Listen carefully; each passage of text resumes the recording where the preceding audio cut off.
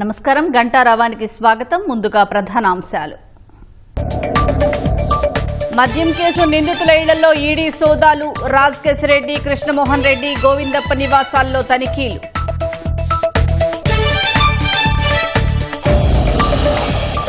తుమ్మలగుంటలో చెవిరెడ్డి ఇంటికి ఈడీ అధికారులు తాళాలు వేయడంతో వరండాలోనే నిరీక్షణ.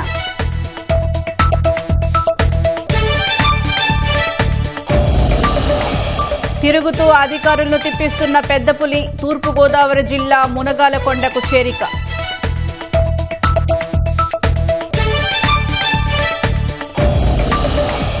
దుర్భర స్థితిలో వెంకటగిరి చేనేత కార్మికులు. కష్టానికి తగ్గ ఆదాయం లేక నష్టాలతో అవస్థలు.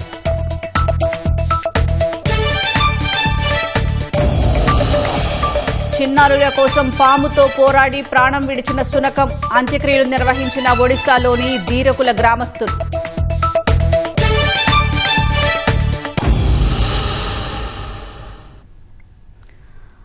వైసీపీ హయాం నాటి 4,000 కోట్ల విలువైన మద్యం కుంభకోణం కేసులో ఎన్ఫోర్స్మెంట్ డైరెక్టరేట్ తనిఖీల పంజా విసిరింది. చెవిరెడ్డి భాస్కర్ రెడ్డి సహా నిందితుల ఇళ్లు, కార్యాలయాల్లో ఏకకాలంలో సోదాలు చేస్తోంది. గతంలో ఒకసారి నిందితులను ప్రశ్నించిన ఈడీ విచారణలో రాబట్టిన అంశాల ఆధారంగా తనిఖీలు చేస్తున్నట్లు తెలుస్తోంది. వైసీపీ హయాం నాటి మద్యం కుంభకోణం కేసులో ఈడీ మరోసారి యాక్టివ్ అయింది. వైసీపీ ముఖ్యనేత చెవిరెడ్డి భాస్కర్ రెడ్డితో పాటు ప్రధాన నిందితుడు రాజ్కేశిరెడ్డి, జగన్ మాజీ ఓఎస్డీ కృష్ణమోహన్, అప్పటి సీఎంఓ అధికారి ధనుంజయ రెడ్డి, భారతీ సిమెంట్స్ డైరెక్టర్ బాలాజీ గోవిందప్ప సహా ఇతర నిందితుల ఇళ్లలో ఏకకాలంలో సోదాలు నిర్వహిస్తోంది. హైదరాబాద్, తిరుపతి, విజయవాడలోని నిందితుల ఇళ్లు, కార్యాలయాల్లో తనిఖీలు జరుగుతున్నాయి. మద్యం కుంభకోణంలో సిట్ నివేదిక ఆధారంగా రంగంలోకి దిగిన ఈడీ మరిన్ని ఆధారాలు సేకరిస్తోంది. ఎన్ఫోర్స్మెంట్ డైరెక్టరేట్ అధికారులు ఈ ఏడాది మార్చి 9న మద్యం కేసు నిందితుల్లో కొందరిని ప్రశ్నించారు. కృష్ణమోహన్ రెడ్డి, ధనుంజయ రెడ్డి, వెంకటేష్ నాయుడు, చాణక్యను హైదరాబాద్లోని ఈడీ కార్యాలయానికి పిలిచి విచారించారు. వైసీపీ హయాంలో మద్యం అక్రమాల వల్ల ప్రభుత్వ ఖజానాకు దాదాపు 4,000 కోట్ల రూపాయల నష్టం వాటిల్లినట్లు ఈడీ అంచనా వేసింది. ప్రభుత్వ ఆధ్వర్యంలో మద్యం దుకాణాల విధానం ముసుగులో ముడుపులు ఇచ్చిన వారికే మద్యం తయారీకి అవకాశం కల్పించడంపై ఈడీ అప్పట్లో ప్రశ్నించింది. అప్పటిదాకా ఉన్న ప్రముఖ మద్యం బ్రాండ్లు పక్కన పెట్టి అనామక బ్రాండ్లు తీసుకురావడానికి గల కారణాలపై కూపీ లాగింది. నాటి విచారణలో సేకరించిన సమాచారంపై ఆధారాల వేటలో భాగంగా ఈడీ అధికారులు ఇప్పుడు సోదాలు చేస్తున్నట్లు తెలుస్తోంది. ఇప్పటికే రాజ్కేశిరెడ్డి, వాసుదేవరెడ్డి, చాణక్యకు చెందిన 441 కోట్ల రూపాయల విలువైన ఆస్తులను ఇప్పటికే ఈడీ అటాచ్ చేసింది.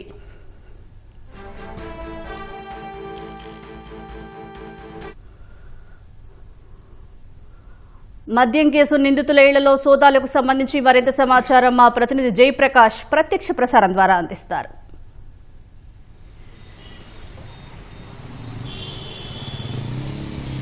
సుజాత, ఈరోజు ఉదయం నుంచి మద్యం కేసులో ఉన్న నిందితుల ఇళ్లలో తనిఖీలు చేపడుతూ ఉన్నారు ఈడీ అధికారులు. ఎన్ఫోర్స్మెంట్ డైరెక్ట్ నుంచి పలు బృందాలు ఈరోజు తెల్లవారుజామునే బయలుదేరి నిందితుల ఇల్లు, కార్యాలయాల్లో తనిఖీలు చేపడుతూ ఉన్నాయి.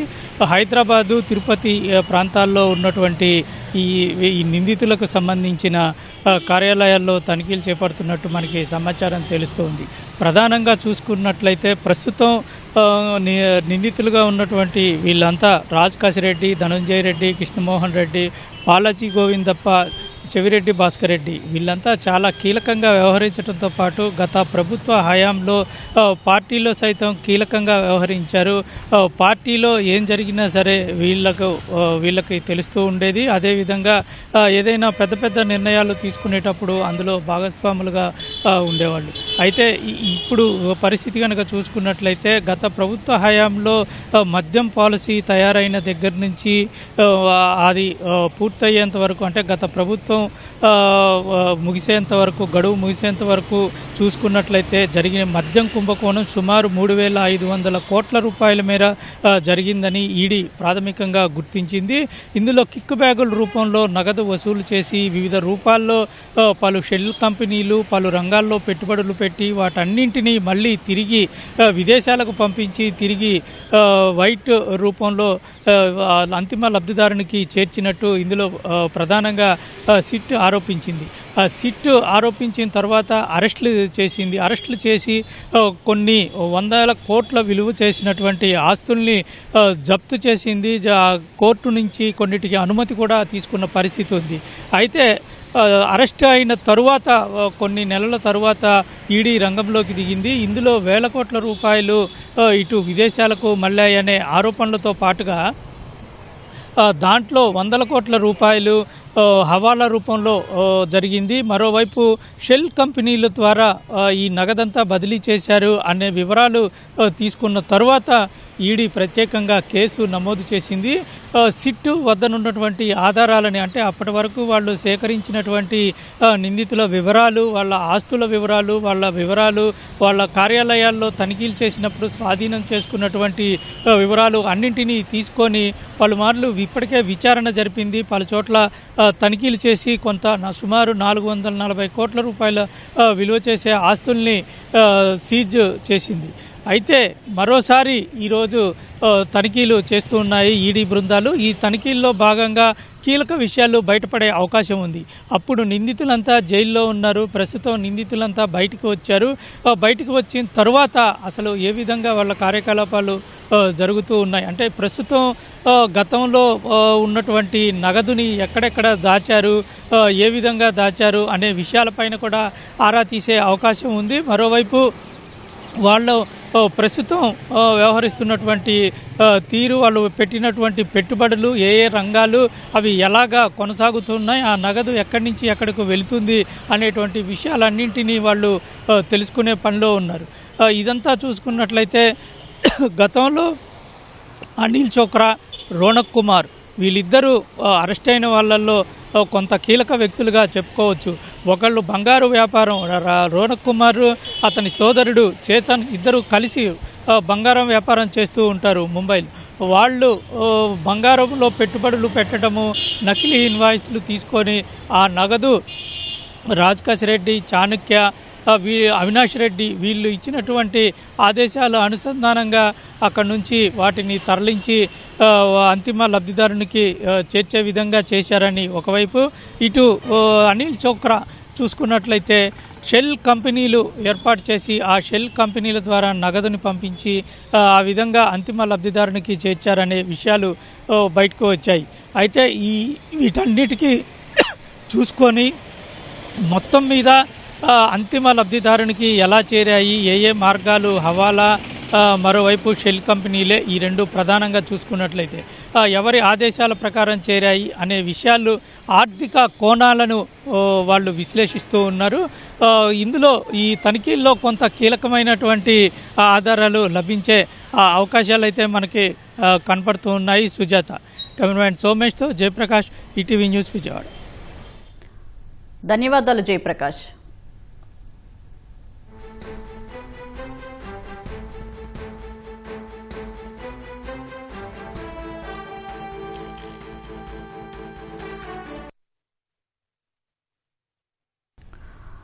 తిరుపతి జిల్లా తుమ్మలగుంటలోని చెవిరెడ్డి భాస్కర్ రెడ్డి ఇంటికి ఈడీ అధికారులు వెళ్లారు. మరింత సమాచారం మా ప్రతినిధి నారాయణప్ప ప్రత్యక్ష ప్రసారం ద్వారా అందిస్తారు.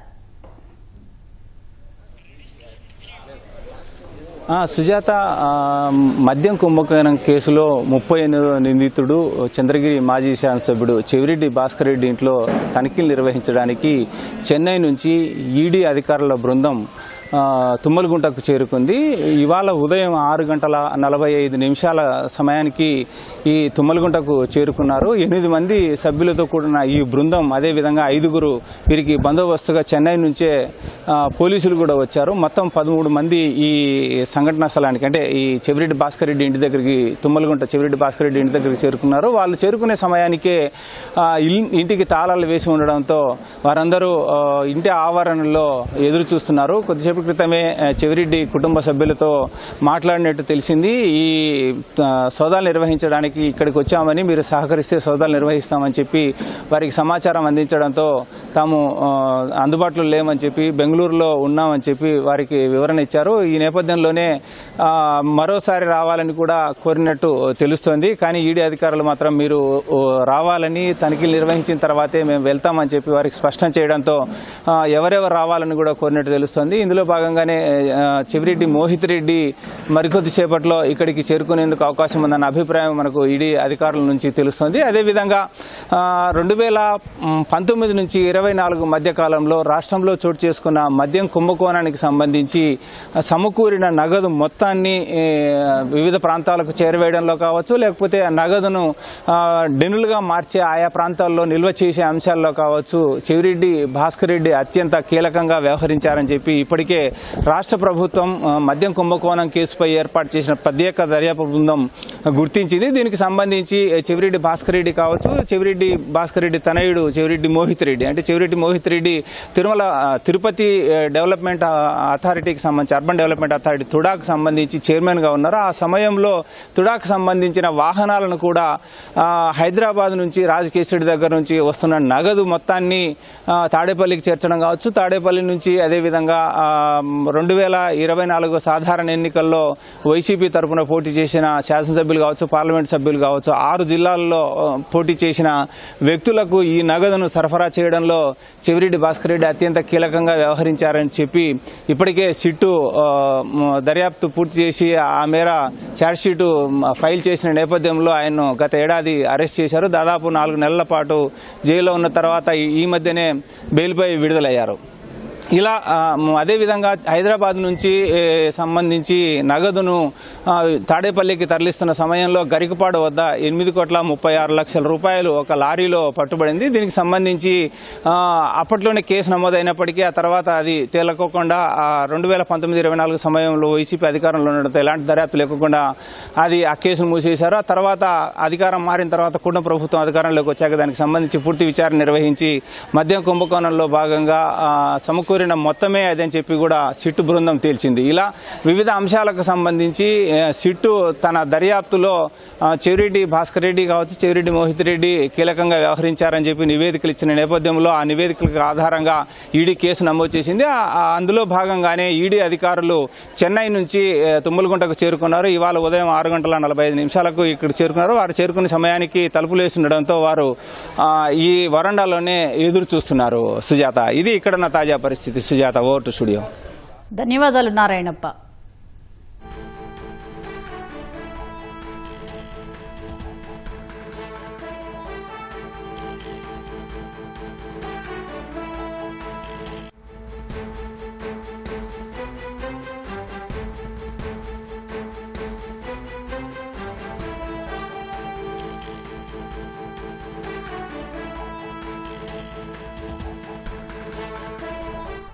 మద్యం కేసులో హైదరాబాద్లో సోదాలకు సంబంధించి మరింత సమాచారం మా ప్రతినిధి శ్రీనివాస్ ప్రత్యక్ష ప్రసారం ద్వారా అందిస్తారు.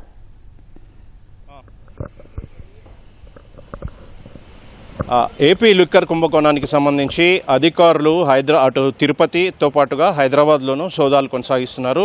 ప్రధానంగా నిందితుల ఇళ్లల్లో సోదాలు కొనసాగుతున్నాయి. ప్రస్తుతం మనం హైదరాబాద్లోని జూబ్లీహిల్స్లో బాలాజీ గోవిందప్ప ఇంటి వద్ద ఉన్నాం. ఈ కేసులో రాజ్ కసిరెడ్డి ప్రధాన నిందితుడి తర్వాత ఈయన ఈ కేసులో కీలకంగా వ్యవహరించినట్లు ఇప్పటికే ఈడీ గుర్తించింది.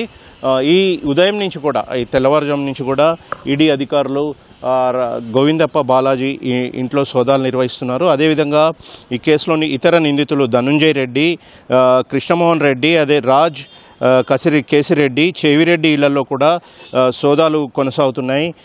అటు తిరుపతిలోనూ కూడా ఈ సోదాలు కొనసాగుతున్నాయి. ప్రధానంగా ఈ కేసులో గోవిందప్ప బాలాజీ ఎవరైతే ఉన్నారో నిందితుడు, ఈయన కీలకంగా వ్యవహరించినట్లు ఇప్పటికే ఈడీ అధికారులు గుర్తించారు. మొత్తంగా అయితే 1,000 కోట్ల కుంభకోణానికి సంబంధించి మద్యం బ్రాండ్లు మార్చివేయడం, అదేవిధంగా ఈ కుంభకోణంలో వచ్చిన నిధులన్నీ ఎటు మళ్లించారు, ఏ విధంగా మళ్లించారు, ఎక్కడికి మళ్లించారు, పెద్ద ఎత్తున ఆస్తులు కొనుగోలు చేసినట్లు ఆరోపణలు ఉన్నాయి. అదేవిధంగా ఆస్తులు సమకూర్చుకోవడంతో పాటుగా నిందితులు వీటిని నిధులు ఇందుకు సంబంధించి ఇందులో జరిగిన కుంభకోణానికి సంబంధించి 1,000 కోట్ల రూపాయలను ఏ విధంగా మళ్లించారు, మనీ లాండరింగ్ యాక్ట్ PMLA కింద ఈ ఈడీ అధికారులు ఈ కేసు నమోదు చేశారు. ప్రస్తుతం అయితే దర్యాప్తు కొనసాగుతుంది. హైదరాబాద్లోని పలు ప్రాంతాల్లోని నిందితుల ఇళ్లలో ఉదయం నుంచి కూడా సోదాలు కొనసాగుతున్నాయి.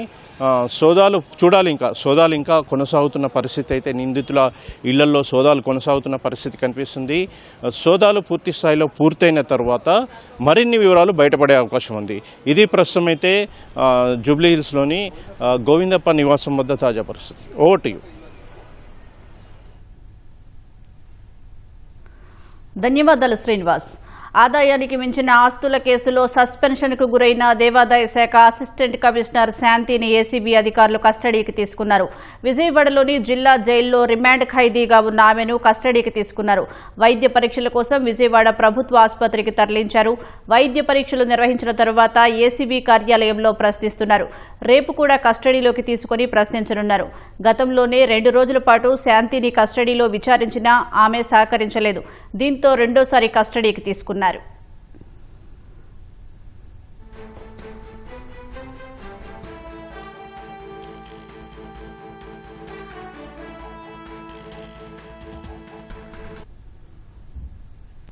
తిరుమల వెంకటేశ్వర స్వామికి బెంగళూరుకు చెందిన వైద్యురాలు మహదేవమ్మ బంగారాన్ని విరాళంగా ఇచ్చారు. 753 గ్రాములున్న 7 బంగారు పతకాలను సమర్పించారు. వీటి ఖరీదు 94,80,000 రూపాయలు ఉంటుందని తెలిపారు. శ్రీవారి ఆలయంలోని రంగనాయకుల మండపంలో టీటీడీ ఈవో రవిచంద్ర, అదనపు ఈవో వెంకయ్య చౌదరిని కలిసి బంగారు పతకాలు అందజేశారు. దాత మహదేవమ్మను ఈవో, అదనపు ఈవో శ్రీవారి శాలువాతో సత్కరించారు. లడ్డూ ప్రసాదాలు అందజేశారు. మరోవైపు టీటీడీ బోర్డు సభ్యుడు నన్నపనేని సదాశివరావు 10 లక్షల రూపాయలను స్వామివారికి విరాళంగా అందజేశారు.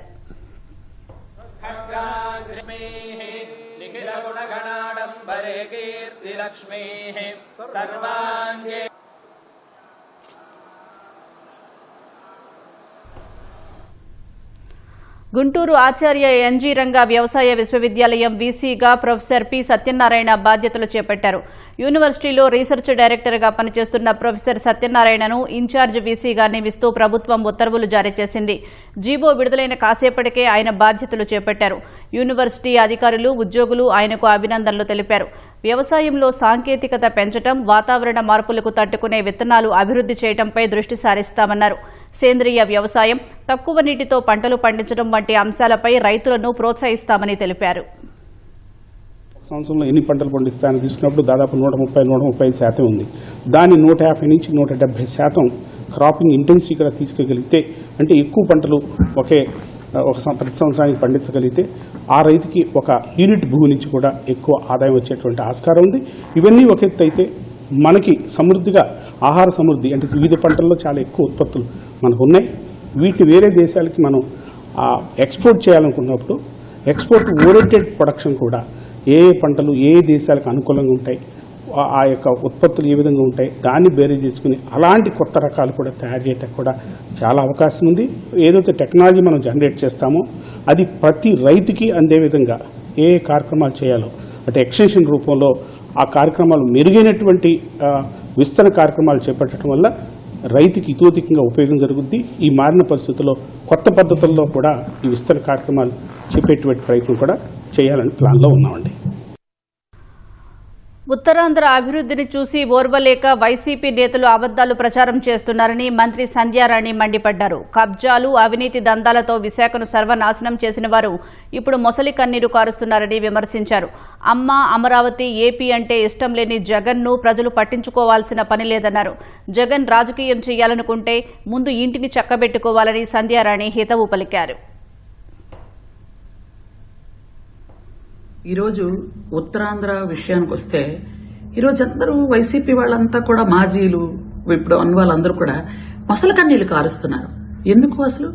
మీ కాలంలో ఉత్తరాంధ్రని, వైజాగ్ని కబ్జా చేసి వైజాగ్లో ఎవరిని బ్రతకనివ్వకుండా వాళ్ళ ఆస్తులు లాక్కొని ఓ పక్క స్టీల్ ప్లాంట్ క్లోజ్ చేయించారు, ఇంకో పక్క గుడ్డు మంత్రి గారు ఉండేవాళ్ళు. ఆయన ఏం మాట్లాడతారో ఆయనకే తెలీదు. అలా చేసి ఋషికొండను బోడుకొండ చేసేసి అన్ని అక్కడ ఉన్నటువంటి వ్యాపారాలు, వ్యవహారాలన్నీ కూడా సర్వనాశనం చేసేసిన మీరు ఈరోజు ఉత్తరాంధ్ర గురించి, ఉత్తరాంధ్ర మంత్రి గురించి, ఉత్తరాంధ్ర అభివృద్ధి గురించి, మంచి చెడ్ల గురించి మీరు మాట్లాడుతున్నారంటే సిగ్గుగా అనిపించట్లేదు మీకు? ఈరోజు ఉత్తరాంధ్ర అంటే మీకు మేము వచ్చి స్టీల్ ప్లాంట్ ఓపెన్ చేసాం. ఈరోజు మేము వచ్చిన తర్వాత ఈరోజు గూగుల్ సంస్థ అంటే ఏమనుకుంటున్నారు అసలు మీరు? అట్లాంటిది వైజాగ్ వచ్చింది గూగుల్ సంస్థ మా చంద్రబాబు నాయుడు గారి వల్ల, మా లోకేష్ బాబు గారి వల్ల. ఈ రోజు మీరు మళ్ళీ మాట్లాడుతున్నారే సిగ్గు లేకుండా. ఎలా మాట్లాడుతున్నారు, ఏ విధంగా మాట్లాడుతున్నారు అంటే ఈ రోజు మీ పార్టీ కేడర్ గాని మీ నాయకులు గాని ఏం చేయాలో అర్థం కాని పరిస్థితిలో ఉన్నారు. ఎందుకంటే సొంత చెల్లె అన్నని బండ బూతులు రోజు తిడుతుంది, బయట చూసుకోండి వెళ్ళి. ఆవిడ ఎలా తిడుతుందో, ఏం మాట్లాడుతుందో, ఏం చెప్తుందో, ఇంట్లో విషయాలు ఏం బయటపెడుతున్నా ముందు అవి ఇంట్లో పరిస్థితి చక్కబెట్టుకొని బయటకు రండి అయ్యా. ఎందుకు అనవసరంగా వైజాగ్ గురించి మాట్లాడతారు మీరు? చివరిగా ఒక్క మాట చెప్తాను, మీకు అమ్మ ఇష్టం లేదు, అమరావతి ఇష్టం లేదు, ఆంధ్రప్రదేశ్ ఇష్టం లేదు, కాబట్టి మీకు ఇవేవి ఇష్టం లేని వాడికి సమాధానం చెప్పాల్సిన అవసరం కూడా ఎవరికీ లేదు. అన్నా చెల్లెళ్లను కిడ్నాప్ చేసిన కేసులో 7 ఏళ్లుగా తప్పించుకు తిరుగుతున్న నిందితుడిని సత్యసాయి జిల్లా పోలీసులు అరెస్టు చేశారు. 2019లో తనకల్లు మండలం గందోడివారిపల్లికి చెందిన అన్నా చెల్లెళ్లు నరేష్, నయనీను కర్ణాటకకు చెందిన రమేష్ అలియాస్ బిల్లా కిడ్నాప్ చేసి 3 లక్షల రూపాయలు డిమాండ్ చేశాడు. పోలీసులు అన్నా చెల్లెళ్లను కిడ్నాపర్ నుంచి విడిపించారు. అయితే రమేష్ అప్పటి నుంచి తప్పించుకు తిరుగుతున్నాడు. కర్ణాటకలోని చింతామణిలో ఉన్నట్లు గుర్తించిన పోలీసులు అరెస్ట్ చేసి కోర్టులో హాజరుపరిచారు. కర్నూలులో పెట్రోల్, డీజిల్ బంకుల వద్ద వాహనదారులు బారులు తీరారు. బంకుల వద్ద నో స్టాక్ బోర్డులు పెట్టడంతో వాహనదారులు ఇబ్బందులు ఎదుర్కొంటున్నారు. డీజిల్ అందుబాటులో ఉన్న కొన్ని బంకుల వద్ద ఆటోలు క్యూ కట్టాయి. పెట్రోల్ కొరతతో ద్విచక్ర వాహనదారులు సైతం బంకుల వద్దకు పెద్ద ఎత్తున చేరుకుంటున్నారు. పెట్రోల్, డీజిల్ అందుబాటులోకి తీసుకురావాలని వాహనదారులు కోరుతున్నారు. డీజిల్ దొరకకుండా అర్ధగంట సేపు అయింది, అందుబాటులో రావాలని కోరుకుంటున్నాను. ఇంతసేపు లైన్ లో క్యూ నిలబడినాము. గాంధీనగర్ లో లేదు, ఆట ప్రకాష్ నగర్ కాడ లేదు, ఆడ ఆటోలు క్యూ ఉన్నాయి, ఈడ క్యూ ఉంది, కొంచెం ఇబ్బందిగా ఉంది. అందుబాటులో వచ్చేటట్టు చూడండి అని కోరుకుంటున్నాను. ఎక్కడ లేదు, ఒక టౌన్ లో రాసి ఒక్కటి ఉంది, ఇది కూడా బంద్ అయిపోతే మళ్ళీ ఏం చేయలేము. పెట్రోల్ కూడా అదే ఉంది, పెట్రోల్ దొరుకుతుంది, ఆడ దొరుకుతుంది, కానీ డీజిల్ అయితే ఆడలేదు. ఇది ఒక్కటి సర్టెన్ ఉంది ఇప్పుడు ప్రస్తుతానికి. తిరిగి వచ్చిన సార్ నారాయణమూర్తి గడప వేసిన, గుత్తిపేట గడప వేసిన, పాత వర్షం వేసిన. తిరుపతి జిల్లా తాళ్వాయిపాడు వద్ద జాతీయ రహదారిపై ఆగి ఉన్న లారీని ప్రైవేటు ట్రావెల్స్ బస్సు వెనుక నుంచి ఢీకొట్టింది. ప్రమాదంలో ఒకరు మృతి చెందారు, మరో 2 ప్రయాణికులు గాయపడ్డారు. బస్సు బెంగళూరు నుంచి నెల్లూరు వైపు వెళ్లేటప్పుడు తెల్లవారుజామున ఘటన జరిగింది. ప్రమాద సమయంలో బస్సులో మొత్తం 36 మంది ప్రయాణికులు ఉన్నారు. డ్రైవర్కి కళ్లు తిరగటం వల్లే ప్రమాదం జరిగిందని ప్రయాణికులు చెబుతున్నారు.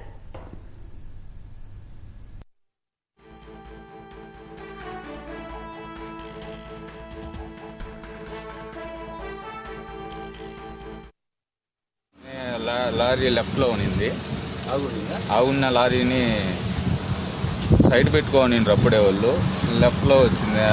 డ్రైవర్ కళ్ళు తిరిగాయి, వచ్చి కొట్టేశారు. జబ్బార్ ట్రావెల్స్ బెంగళూరు టు నెల్లూరు చిన్న చిన్న దెబ్బలు తగిలాయి. ఒకరు చనిపోయారు. 36 మంది ఉన్నారు సార్. తిరుపతిలో 2 దిగారు, కాళహస్తిలో 2 దిగారు, నాయుడుపేటలో 1 దిగాలి, గూడూరులో 6 మంది దిగాలి, పర్వంతా నెల్లూరు సార్.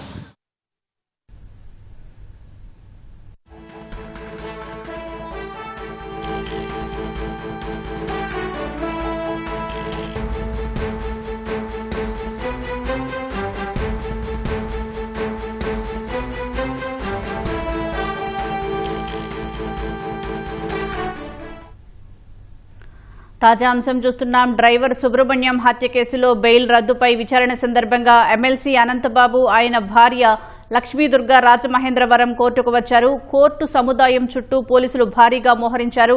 మరింత సమాచారం మా ప్రతినిధి సాయికృష్ణ అడిగి తెలుసుకుందాం. సాయికృష్ణ, అనంతబాబుని అరెస్ట్ చేసే అవకాశం ఉందా? సుజాత, ఈ కేసుకు సంబంధించి సాక్షుల్ని బెదిరించారు. దళిత యువకుడు డ్రైవర్ వీధి సుబ్రహ్మణ్యం హత్య కేసుకు సంబంధించిన అంశంలో సాక్షుల్ని ప్రలోభపెట్టారు, తీవ్రంగా బెదిరించారనేది ప్రధాన నిందితుడిగా ఉన్న వైఎస్ఆర్సీపీ ఎమ్మెల్సీ అనంతబాబుపై అభియోగాలున్నాయి. ఈ నెల 20న కాకినాడ సర్పవరం పోలీస్ స్టేషన్ లో ఆయనపై కేసు నమోదైంది. ఆయన్ని అదుపులో తీసుకునేందుకు కాకినాడ ఇంటి వద్దకు పోలీసులు వెళ్తే అక్కడి నుంచే లేరనేది తేల్చి ఆయన అక్కడి నుంచి అజ్ఞాతంలోకి వెళ్ళిపోయారని కూడా పోలీసులు తేల్చారు. దీనికి సంబంధించి ఇవాళ కోర్టు విచారణ ఉంది. అనంతబాబు బెయిల్ రద్దు చేయాలనేది పోలీసులు పిటిషన్ వేశారు రాజమహేంద్రలోని ప్రత్యేక కోర్టులో. ఆ విచారణ సందర్భంగా ఇవాళ ఆయన వస్తారా రారా, కోర్టుకు హాజరవుతారా లేదన్న అంశంపై కొంత ఉత్కంఠ సాగింది. ముందుగా ఏటూగా ఉన్న అనంతబాబు భార్య లక్ష్మి దుర్గా కోర్టుకు హాజరయ్యారు. ఆ తర్వాత సుమారు గంట సేపటి తర్వాత మరో గేటు నుంచి ఎమ్మెల్సీ అనంతబాబు కోర్టు లోపలికి వెళ్లారు. విచారణ ముగిసింది.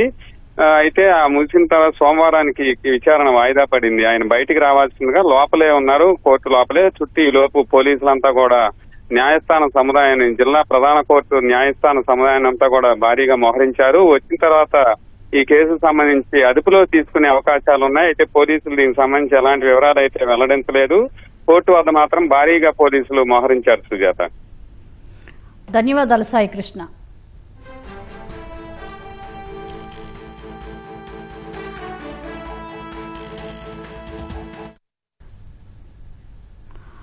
ఆలివ్ రిడ్లీ తాబేళ్ల పిల్లలను బాపట్ల జిల్లా కలెక్టర్ వినోద్ కుమార్ సముద్రంలోకి వదిలారు. వేటపాలెం మండలం రామాపురం బీచ్లో అటవీ శాఖ ట్రీ ఫౌండేషన్ ఆధ్వర్యంలో సముద్ర తాబేళ్ల సంరక్షణ కార్యక్రమం నిర్వహించారు.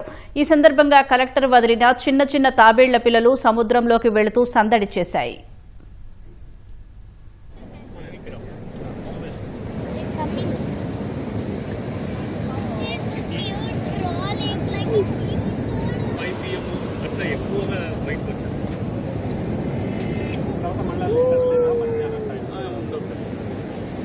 ఎందుకంటే టెంపరేచర్ పోతే లోపలే ఉండిపోతాయి.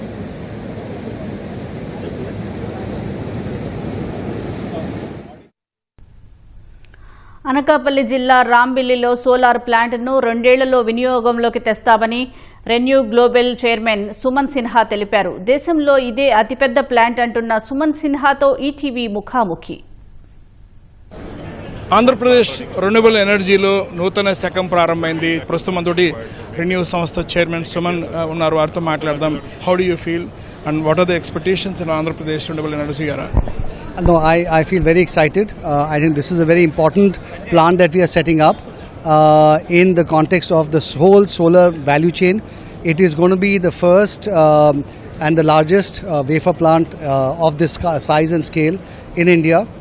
It will be commissioned 2 years from now, and it creates a very important part of our supply chain in solar, which decreases our dependence on the rest of the world for importing this item going forward. First of all, let me say that we're very happy to work with the state government. I think the Honourable Chief Minister, the Honourable Minister of IT, all have been very, very supportive. They've really welcomed us.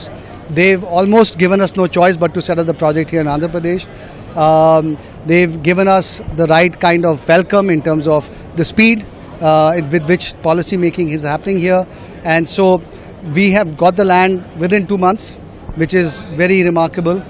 That allows us to do the groundbreaking and really start the construction process within 2 years. We are hopeful that the project will be up and running, and that's what we are looking to do.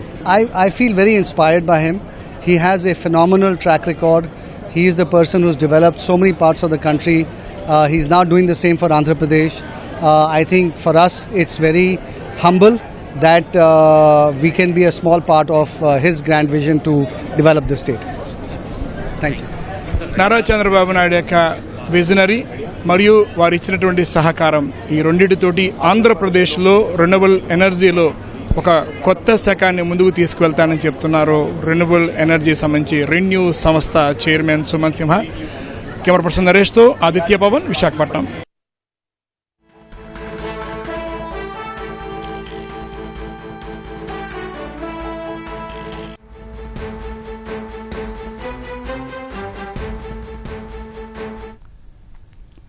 తాజా అంశం చూస్తున్నాం. ముఖ్యమంత్రి చంద్రబాబు కూటమి నేతలతో teleconference నిర్వహించారు. త్వరలో assembly ప్రత్యేక సమావేశాలు నిర్వహించాలని నిర్ణయించారు. మరింత సమాచారం మా ప్రతినిధి కృష్ణారెడ్డికి తెలుసుకుందాం.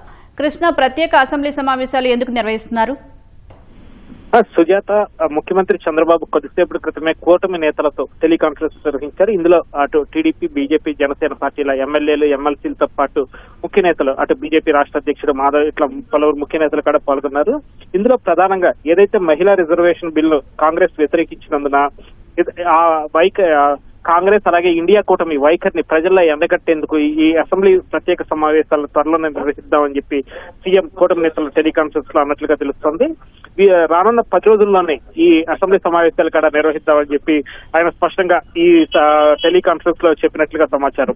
ఇందులో ప్రధానంగా ఏదైతే ఇప్పటికే ఈ మహిళా రిజర్వేషన్ బిల్లును వ్యతిరేకించినందుకు నెడదవోలులో కూడా నిరసన ర్యాలీ నిర్వహించిన అంశాన్ని కూడా సీఎం ప్రస్తావించారు. అలాగే ప్రతి నియోజకవర్గంలోనూ ఎమ్మెల్యే ప్రెస్ మీట్లు పెట్టి ఏదైతే మహిళా రిజర్వేషన్ బిల్లు ఇండియా కూటమి అడ్డుకుని ఎలాంటి మహిళలకు ఎలాంటి ద్రోహం చేసిందనే వివరాలను వెల్లడించాలని చెప్పి కూడా సూచించారు. అలాగే త్వరలో మహిళా రిజర్వేషన్ బిల్లుపై ప్రజలకు వివరించేందుకు 3 ప్రాంతాల్లో సభలు పెట్టాలని కూడా అటు 3 పార్టీలు కలిసి కూటమి పార్టీలు 3 కలిసి కూడా సభలు పెట్టాలని అంశం ఈ టెలికాన్ఫరెన్స్ లో చర్చకు వచ్చింది. విశాఖపట్నం, విజయవాడ, తిరుపతి ఈ 3 ప్రాంతాల్లో కూడా కూటమి పక్షాల ఆధ్వర్యంలో బహిరంగ సభలు పెట్టాలని కూడా నిర్ణయించారు.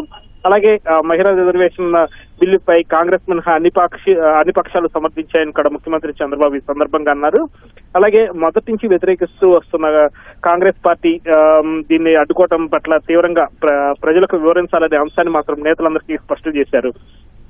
అలాగే మహిళా రిజర్వేషన్ బిల్లుకు సంబంధించి వైఖరిని మహిళలకు వివరించే విధంగా కూడా నేతలు చొరవ చూపాలని చెప్పి ఆయన దిశానిర్దేశం చేయడం జరిగింది. రాష్ట్ర వ్యాప్తంగా ఈ కార్యక్రమాలు నిర్వహించేందుకు 3 పార్టీల నుంచి సంబంధించిన నేతలతో ఒక కమిటీ ఏర్పాటు చేయాలని చెప్పి కూడా నిర్ణయించారు. ఈ కమిటీలో అటు తెలుగుదేశం పార్టీ రాష్ట్ర అధ్యక్షుడు పల్లా శ్రీనివాసరావు, అలాగే బీజేపీ రాష్ట్ర అధ్యక్షుడు మాధవ్, జనసేన నుంచి మంత్రి నాదెళ్ల మనోహర్లతో ఈ కమిటీ ఏర్పాటు చేస్తున్నట్లు ప్రకటించారు. ఈ కమిటీ తరచూ సమావేశాలు నిర్వహించి సమన్వయం చేసుకుంటూ సభలు ఎక్కడ పెట్టాలి, ఈ 3 పార్టీలు కలిసి నేతలు ఎక్కడెక్కడ కార్యక్రమాలు నిర్వహించాలి అన్న దాని మీద చర్చించి నిర్ణయం తీసుకోనుంది.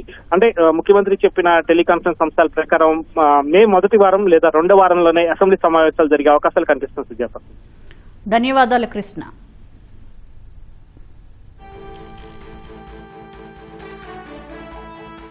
ఎన్నికల ప్రచారంలో భాగంగా పశ్చిమ బెంగాల్లోని కోల్కతాలో ఉన్న ప్రధాని నరేంద్ర మోదీ ఈ ఉదయం హుగ్లీ నది ఒడ్డున కొంత సమయం ఆహ్లాదకరంగా గడిపారు. అక్కడ స్వయంగా తీసిన కొన్ని చిత్రాలను ఎక్స్ మాధ్యమంలో ప్రధాని పోస్ట్ చేశారు.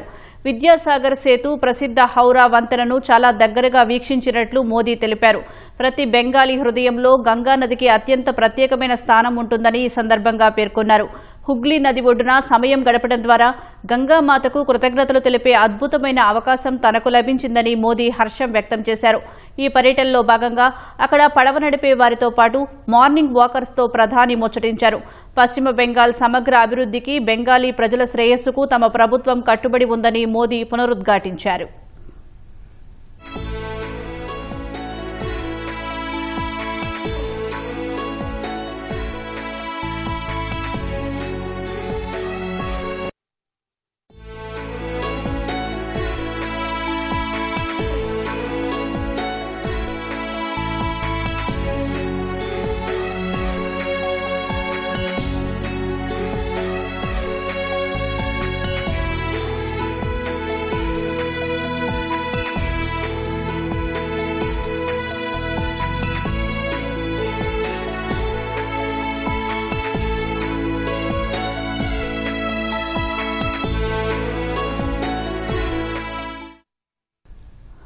తమిళనాడులో ఈవీఎంలు, వీవీప్యాట్లను రాష్ట్ర వ్యాప్తంగా ఏర్పాటు చేసిన స్ట్రాంగ్ రూమ్లకు అత్యంత భద్రత నడుమ తరలించారు. ఈవీఎంలను భద్రపరచడం కోసం మొత్తం 62 కౌంటింగ్ కేంద్రాలను ఎలక్షన్ కమిషన్ సిద్ధం చేసింది. మే 4వ తేదీన ఓట్ల లెక్కింపు జరగనుంది. అప్పటి వరకు ఈవీఎంలను భద్రపరిచే స్ట్రాంగ్ రూమ్ల వద్ద ఎలాంటి అవాంఛనీయ ఘటనలు జరగకుండా బహుళ అంచెల భద్రతా వలయాన్ని మోహరించారు. Central armed police force, Tamil Nadu special police, స్థానిక పోలీసులు 3 షిఫ్టుల్లో 24 గంటల పాటు కంటికి రెప్పలా పహారా కాస్తున్నారని అధికార వర్గాలు తెలిపారు. నిన్న ఒకే విడతలో తమిళనాడులోని మొత్తం 234 అసెంబ్లీ స్థానాలకు పోలింగ్ జరిగింది.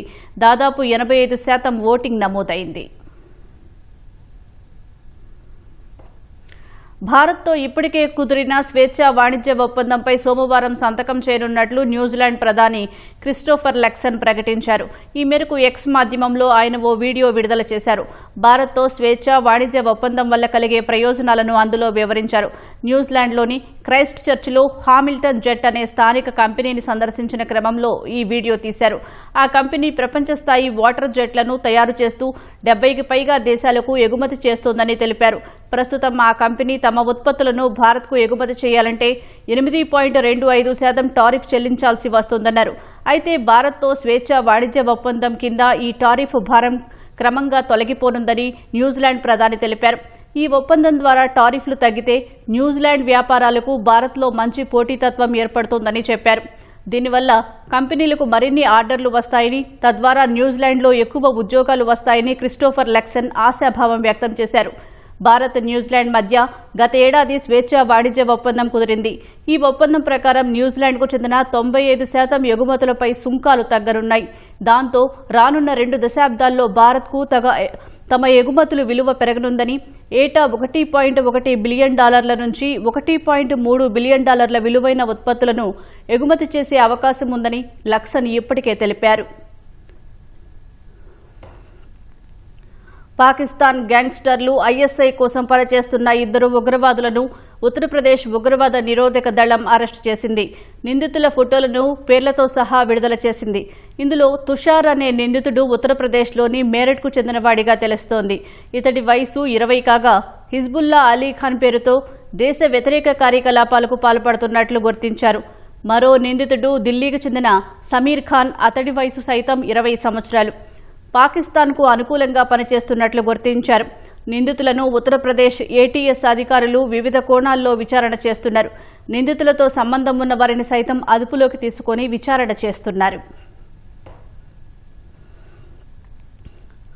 ఇరాన్పై అణ్వాయుధాన్ని ప్రయోగించబోమని అమెరికా అధ్యక్షుడు డొనాల్డ్ ట్రంప్ స్పష్టం చేశారు. సాధారణ దాడులతోనే ఇరాన్ను సర్వనాశనం చేశామని చెప్పారు. పశ్చిమాసియాలో పరిస్థితులపై శ్వేతసౌధంలో మీడియాతో ట్రంప్ మాట్లాడారు. ఈ సందర్భంగా ఇరాన్పై అణ్వాయుధాన్ని ప్రయోగిస్తారా అని ఓ రిపోర్టర్ ప్రశ్నించగా ట్రంప్ మండిపడ్డారు. తామెందుకు ఇరాన్పై అణ్వాయుధాన్ని వినియోగిస్తామని, ఇలాంటి పిచ్చి ప్రశ్నలు అడగవద్దని సూచించారు. ఏ దేశమైనా సరే అణ్వాయుధాన్ని వాడేందుకు అనుమతించవద్దని ట్రంప్ పేర్కొన్నారు.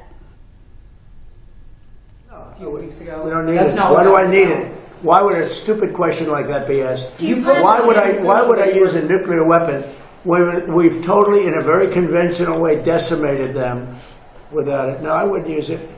A nuclear weapon should never be allowed to be used by anybody.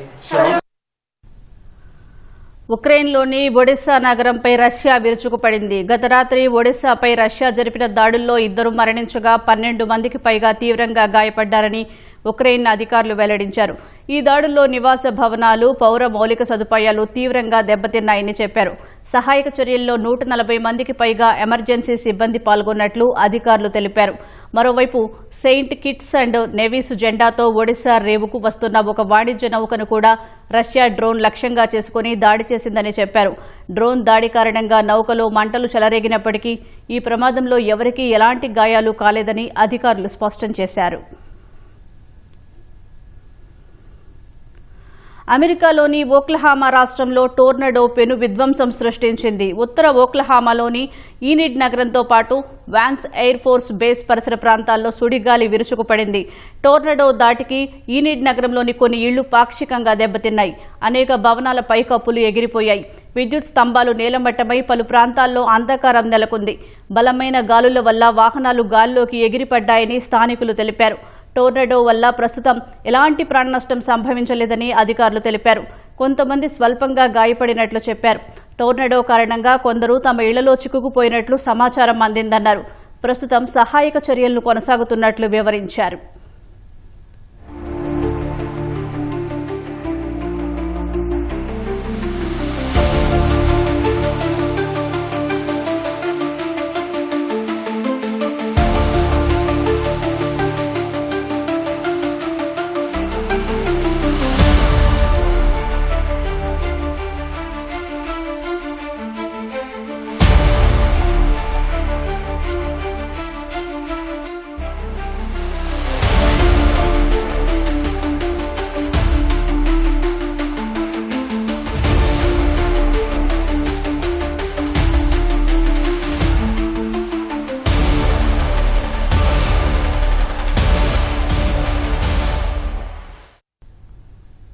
Jammu కాశ్మీర్లోని బారాముల్లాలో ఓ చిరుతపులి తన 3 పిల్లలతో కలిసి ఓ ఇంట్లోకి ప్రవేశించడంతో అంతా భయాందోళనకు గురయ్యారు.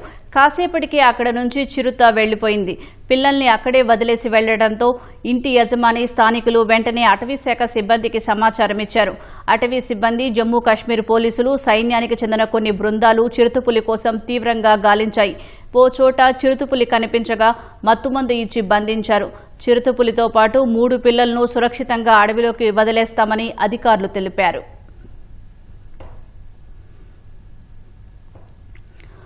ఒడిశాలోని మయూర్భంజ్ జిల్లా దీరకుల గ్రామంలో పాము నుంచి 30 మంది స్కూల్ పిల్లల్ని కాపాడి చనిపోయిన శునకానికి స్థానికులు అంత్యక్రియలు నిర్వహించారు. గౌరవ మర్యాదలతో సంప్రదాయబద్దంగా నివాళులర్పించారు. చిన్నారుల కోసం ప్రాణత్యాగం చేసిన ఆ మూగజీవిని చూసి కంటతడి పెట్టారు. దీరకుల గ్రామంలో ఓ పాఠశాలలోకి విషపూరితమైన పాము వచ్చింది. అది చిన్నారుల వైపు వెళ్తుండగా గమనించిన వీధి శునకం కాళీ దాని వైపు వేగంగా వెళ్లింది. పిల్లలకు ఏమీ కాకుండా పాముతో పోరాడింది. ఈ క్రమంలో పాము పలుమార్లు శునకం ముఖంపై కాటు వేసింది. అయినా విడవకుండా పామును కొరికి చంపేసింది. పాము కాటు కారణంగా ఆ శునకం ప్రాణాలు కోల్పోయింది. సుమారు 30 మంది పిల్లల్ని కాపాడిన వీధి శునకానికి స్థానికులు అంత్యక్రియలు నిర్వహించారు. హరే రామ హరే రామ రామ రామ హరే హరే హరే కృష్ణ కృష్ణ కృష్ణ హరే హరే హరే రామ హరే రామ రామ రామ. దారానికి సృజనాత్మకతను జోడించడంలో వాళ్లకు వాళ్లే సాటి. వారి చేతుల్లో ప్రాణం పోసుకున్న వస్త్రాలు కళాత్మకంగా కాంతులీనడంలో మేటి. నాజూకు చీరలైనా, సొగసైన కోకలైనా వారు నేస్తే, మహిళలు వాటిని ధరిస్తే వచ్చే ఆ నిండుదనం, రాజసం వేరు. వారే వెంకటగిరి చేనేత కార్మికులు. అలాంటి వారికి కనీస ఆదాయం ఎందుకు కరువవుతోంది? వారి మగ్గం నష్టాల్లోనే ఎందుకు కొట్టు మిట్టాడుతోంది? ఈటీవీ ఫోకస్లో చూద్దాం రండి. రేయింబవళ్లు శ్రమించిన మరమగ్గాలు నిత్యం చెమటతో తడిసి ముద్దైనా వీరి జీవితాల్లో వెలుగులు కనిపించడం లేదు. రంగురంగుల దారాలు వాళ్ల జీవితాలకు ఎలాంటి కొత్తదనాన్ని అద్దలేకపోతున్నాయి. జాతీయ స్థాయిలో ప్రత్యేక గుర్తింపు పొందిన వెంకటగిరి చేనేత కళాకారులు దుర్భర పరిస్థితిని ఎదుర్కొంటున్నారు. కష్టానికి తగిన ఆదాయం వారికి గగనంగా మారింది.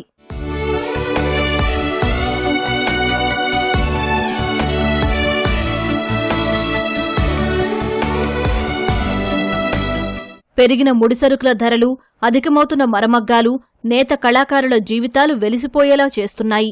ఆర్థికంగా కోలుకోలేని దెబ్బతీస్తూ అప్పుల ఊబిలోకి నెట్టేస్తున్నాయి.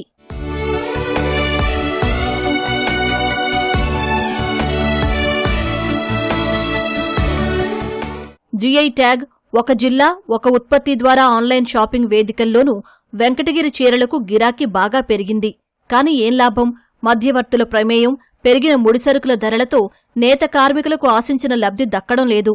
నేతన్నలను ఆదుకునేందుకు కేంద్ర రాష్ట్ర ప్రభుత్వాలు సంక్షేమ పథకాలు అమలు చేస్తున్నా తగిన ఫలితం కనిపించడం లేదన్న భావన వారి మాటల్లో వ్యక్తమవుతోంది. చేనేత కళకు అనేది కళ లేకుండా పోతుంది. ఇప్పుడు మాకు పోటీగా ఈ పవర్ లూమ్స్ అనేటివి, పెరిగిన ముడి సరుకులు, ఈ పట్టు నేను మగ్గానికి వచ్చేటప్పటికి 3,000 రూపాయలు ఉన్నది, ఇప్పుడు అదే 9,000 రూపాయలు అయింది. 300 రూపాయలు జరీ ఉంటే అదే జరీ వచ్చి ఇప్పుడు 1,000 రూపాయలు అయింది. అదంతా పెరిగి మా నెత్తినే భారం పడుతుంది. కానీ మెటీరియల్ తగ్గితే అయ్యే డబ్బులు మాకు. ఈ పథకాలు అవన్నీ ఏం అవసరం లేదు. వారంలో ఒక రోజు అనేది చేనేత దుస్తులు ధరించాలన్నది పట్టిస్తే ప్రభుత్వ శాఖలు ఉన్నాయి కదా, అలాంటివి చేస్తే మాకు ఉపయోగము, వాళ్ళకి ఆరోగ్యానికి బాగుంటుంది. జగన్మోహన్ రెడ్డి ప్రభుత్వం వచ్చిన తర్వాత నేతన్న నేస్తం అనే పథకం పెట్టి ముడి సరుకులు అనేది డబల్ చేయడం జరిగింది. భారాన్ని డబల్గా చేసి మా నుంచే గవర్నమెంట్ వసూలు చేసి చేనేత పరిశ్రమని దారుణంగా పడిపోయే విధంగా తయారు చేశారు. ఉచిత పథకాలు అనేది మాకొద్దు. మాకైతే ఏదైతే వస్తున్నాయో రా మెటీరియల్ అవన్నీ తగ్గించి మాకు సరైన ధరలకి అందించారంటే మేమే పని చేసుకుంటాము. తరతరాలుగా అనుసరిస్తున్న చేనేత వృత్తిని వదులుకోలేక, జీవనోపాధి కోసం వేరే వృత్తుల వైపు వెళ్లలేక వెంకటగిరి నేత కళాకారులు సతమతమవుతున్నారు. మేము ఎంత చేసినా మాకు పని గిట్టుబాటు లేదు. మా బతుకులేమో పైకి రావటం లేదు. మేము చేసినా మాకు తగ్గ కూలీలు ఇవ్వటం లేదు. 60 పైన ఉన్నా కూడా మేము చేసుకుంటేనే జరగాలి, లేకపోతే లేదు. షుగరు, బీపీ అన్నీ ఉన్నాయి. నెలకి నేస్తాము, ఒక 4 చీరలే నేస్తాము. ఆ 4 చీరల కూలీ ఎంత ఇస్తారు? 15,000 అట్టిస్తారు అంతే. అది 15,000 నెలింటికంతా వస్తుందా? ఎన్నుంటాయి మనకు బాధ్యతలు అనేది? నేసిన కొత్త రకాలు ఏమైనా నేసి బయట వచ్చినా ఒక వారం 10 రోజులకి పవర్ లూమ్లో పడిపోతున్నాయి. అందువలన చేనేత రంగం, చేనేత చీరలు సరిగా పోవటం లేదు. ఉచిత విద్యుత్ కంటే సోలార్ ఇస్తే ఇంకొంచెం బెటర్గా ఉంటుందని నా అభిప్రాయం. ఇది నేర్చుకున్నా మాకు సాలదు, చేసుకుంటేనే ఇంట్లో జరుగుతుంది. ఒక్కోసారి జరుగుతుంది, ఒక్కోసారి అది కూడా జరగదు ఇంట్లోకి. 200 యూనిట్లు ఇచ్చిండారు ఫ్రీ అని, అది చేసిండాడు చంద్రబాబు నాయుడు మేలు. వస్తుంటాయండి. ప్రతి దారంలోనూ రాజసం, ప్రతి నేతల్లోనూ చరిత్ర. ఇది ఇక్కడి వెంకటగిరి చీరల విశిష్టత. శ్రమిస్తూ చీరల రంగులను అద్దుతున్నారు ఇక్కడి నేతన్నలు. ఈ ప్రాచీన కళని అంతరించిపోయేలోగానే ప్రభుత్వం తమకు సహాయ సహకారాలను అందించి ఆదుకోవాలని ఇక్కడి చేనేత కార్మికులు కోరుతున్నారు. కెమెరామెన్ భాస్కర్తో వర్షిత, ఈటీవీ న్యూస్, వెంకటగిరి. ముఖ్యమంత్రి చంద్రబాబు రేపు ముంబై వెళ్లనున్నారు. చంద్రబాబుకు ఎకనామిక్ టైమ్స్ పత్రిక business reformer of the year award ప్రకటించింది. ఎకనామిక్ టైమ్స్ 26వ కార్పొరేట్ ఎక్సలెన్స్ అవార్డుల ప్రధానోత్సవంలో ఆయనకు అవార్డు అందించనున్నారు. దీనికోసం ఆయన ముంబై వెళ్తారు. ఈ కార్యక్రమానికి కేంద్ర ఆర్థిక మంత్రి నిర్మలా సీతారామన్ ముఖ్య అతిథిగా హాజరు కానున్నారు. చంద్రబాబుని అవార్డు గ్రహీతగానే కాకుండా ఆ కార్యక్రమానికి గౌరవ అతిథిగాను ఎకనామిక్ టైమ్స్ ఆహ్వానించింది.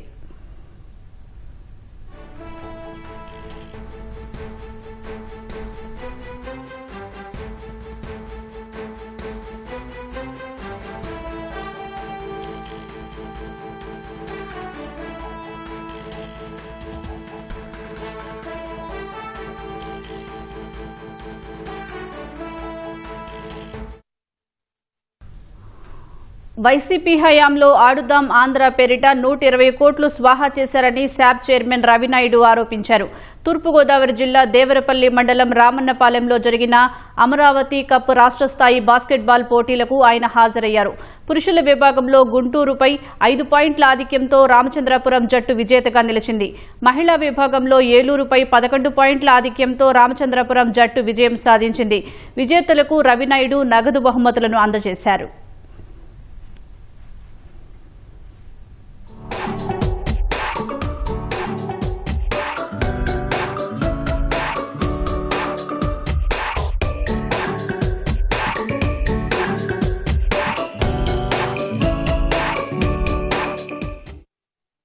ఆ రోజు ఉమ్మడి ఆంధ్రప్రదేశ్లో నేషనల్ గేమ్స్ పెట్టినా, ఏషియన్ గేమ్స్ పెట్టినా దాని స్థాయిని మార్చింది చంద్రబాబు నాయుడు గారు. విభజిత ఆంధ్రప్రదేశ్లో కూడా ఒక ప్రణాళికాబద్ధంగా ముందుకెళ్ళడానికి ఆ రోజు రూపకల్పన చేశాం. అధికారం కోల్పోయిన తర్వాత జగన్మోహన్ రెడ్డి గారు అధికారంలోకి రావడం, ఆయనకి క్రీడలంటే పబ్జీ గేమ్స్కే పరిమితం అవడం, క్రీడలను అస్తవ్యస్తం చేసింది. లాస్ట్లో ఆడుదాం ఆంధ్ర ఒక కార్యక్రమం తీసుకున్నారు. 120 కోట్లు ఆడుదాం ఆంధ్ర అని కార్యక్రమం తీసుకున్నారు. కానీ అవి చూసిన తర్వాత నిజంగా ప్రజలు ఆడేశారు వాళ్ళతో. ఒకప్పుడు నీటి కొరత ఎదుర్కొన్న ప్రాంతం ఇప్పుడు జల సంరక్షణలో ఓ గెలుపు పాఠం. పరిసరాల పరిశుభ్రత, పర్యావరణ పరిరక్షణలో ఆదర్శం. 8 ఏళ్ల క్రితం ఎదుర్కొన్న తాగునీటి కష్టాలు అక్కడి ప్రజల్లో చైతన్యం రగిలించాయి. నీటి భద్రతకు మార్గదర్శకులుగా మలిచాయి. విశాఖపట్నానికి 20 కిలోమీటర్ల దూరంలోని ఇండస్ట్రియల్ ఏరియాకు ఆనుకుని ఉంటుంది తిరుమల నగర్ కాలనీ. ఇందులో 1200 కుటుంబాలున్నాయి. 2018లో కాలనీలో తీవ్ర నీటి ఎద్దడి తలెత్తింది. ట్యాంకర్లతో నీరు కొనుక్కున్నారు. అలాంటి పరిస్థితి మరెప్పుడూ రాకుండా అందరూ జలసంకల్ప తీసుకున్నారు. ఉద్యమంలా ఇంకుడు గుంతలు తవ్వించారు. తొలి ఏడాదే 50 ఇంకుడు గుంతలు ఏర్పాటు చేయించారు. రూఫ్ టాప్ మొదలుకొని ప్రాంగణంలో పడే ప్రతి వాన చినుకును భూగర్భంలోకి ఇంకేలా చేశారు. అలా ఒకరి వెంట ఒకరు జల సంరక్షణలో భాగస్వాములయ్యారు. 2018 తర్వాత తిరుమల నగర కాలనీలో నీటి ఎద్దడి అనే మాటే తలెత్తలేదు. ప్రస్తుతం 50 నుంచి 60 అడుగుల్లోనే నీరు లభ్యమవుతోందని గర్వంగా చెబుతున్నారు కాలనీవాసులు. ముందు ఒక ఇంకుడు గుంత ఏర్పాటు చేసి 3 వర్షాల తర్వాత నీటి ఎద్దడి నుంచి నీరు రావడం చూశారు. అంటే మన మీటర్లో చేంజ్ రావడం చూసిన తర్వాత మళ్ళీ అదే అపార్ట్మెంట్లో ఉన్న వాళ్ళందరికీ మీటింగ్ పెట్టి వాళ్ళందరికీ తెలిసి ఖచ్చితంగా వర్షం తాలూకా నీరు ఆదాయం అవుతుంది చూడండి అని చెప్పి వాళ్ళకి అందరికీ చేసి మరొక 2 ఇంకుడు గుంతలు ఏర్పాటు చేసి ఈరోజు 180 ఇంకుడు గుంతలు ఏర్పాటు చేయడం వల్ల, అంటే రూప్ టాపు, పార్కుల్లో, రోడ్ స్లోప్ ఏరియాల్లో ఇంకుడు గుంత ఏర్పాటు చేయడం వల్ల ఆ నీటి ఎద్దడి నుంచి బయటపడి మాకు వాటర్ సంరక్షణలో ఎన్నో అవార్డులు ఇచ్చారు. టెర్రస్ గార్డెన్లో అలాగే ఇక్కడ నుంచి మా తడి చెత్తని ఇంటి దగ్గర కంపోస్ట్ చేయడము, కమ్యూనిటీ కంపోస్ట్ ద్వారా కూడాను ఇక్కడ వేస్ట్ మేనేజ్మెంట్ చేయగలుగుతున్నాము. సింగిల్ యూజ్ ప్లాస్టిక్ నివారణ కోసం కూడా సుమారు 6,000 క్లాత్ బ్యాగులు మా సొంత డబ్బులతో ఇక్కడ డిస్ట్రిబ్యూట్ చేసి పరిసర ప్రాంతాలందరికీ అవగాహన కల్పిస్తూ ప్రతి సండే మార్కెట్కి మేము స్టీల్ బాక్సు, క్లాత్ బ్యాగ్ పట్టుకుని వెళ్ళి మేము పాటిస్తూ మిగతాలు పాటించమని చెప్పి చేయడం వల్ల సుమారు 28 అవార్డులు మాకు ఇచ్చారు. నీటి సంరక్షణలో కాదు, స్వచ్ఛ భారత్లోనూ ఆదర్శంగా నిలుస్తోంది తిరుమల నగర్. కాలనీలో పెద్ద సంఖ్యలో మొక్కలు నాటి పచ్చదనం పంచుతోంది. ఇళ్లల్లో చెత్తను ఇళ్ల వద్దే కంపోస్ట్ చేయడం, పార్కుల్లో వ్యర్థాలను కమ్యూనిటీ కంపోస్టుగా మార్చడం వంటి స్వచ్ఛ విధానాలు పాటిస్తున్నారు కాలనీ వాసులు. కమిటీ సభ్యులంతా ఏకతాటి మీద ఉండి ఓ మాట మీద ఉండి దీన్ని ముందు నడిపించి ఈ అవార్డులు రావడానికి కానీ, కాలనీ నీట్గా ఉండడానికి కానీ వీటన్నిటికీ మహిళలు కూడా బాగా సహకరించారు. అలా పారిశుద్ధ కార్మికులు కానీ ఇలా సహకరించడం వల్ల మేము ఈరోజు ఇన్ని అవార్డులు గెలుచుకోగలిగాము. మేము పరిశుభ్రంగా ఉంచుకోగలిగాము. దేనికి ఇబ్బంది లేదు. వాటర్కి కానీ, ఈ నీట్నెస్ కానీ దేనికి ఇబ్బంది లేకుండా ఈరోజు చేసుకోగలుగుతున్నాం అంటే అందరి సహకారంతో చేసుకుంటాం. కేంద్ర రాష్ట్ర ప్రభుత్వాలతో పాటు యూనిసెఫ్ వంటి అంతర్జాతీయ స్వచ్ఛంద సంస్థలు కూడా తిరుమల నగర కాలనీ ఆదర్శాన్ని గుర్తించాయి. వాటర్ హీరో, జలయోధ సహా 28 అవార్డులతో సత్కరించాయి. ఐకమత్యమే మహాబలం అంటారు. ఇందుకు ఉదాహరణగా నిలుస్తున్నారు తిరుమల నగర్ వాసులు. పర్యావరణ పరిరక్షణతో పాటు ప్రతి నీటి చుక్కను ఆదా చేస్తూ అందరికీ ఆదర్శంగా నిలుస్తున్నారు. ఇందుకు ప్రతిఫలంగా రాష్ట్ర, జాతీయ స్థాయిలలో మొత్తం 28 అవార్డులు గెలుచుకున్నారు. కెమెరా పర్సన్ సురేష్తో సత్యవేణి, ఈటీవీ న్యూస్, విశాఖపట్నం.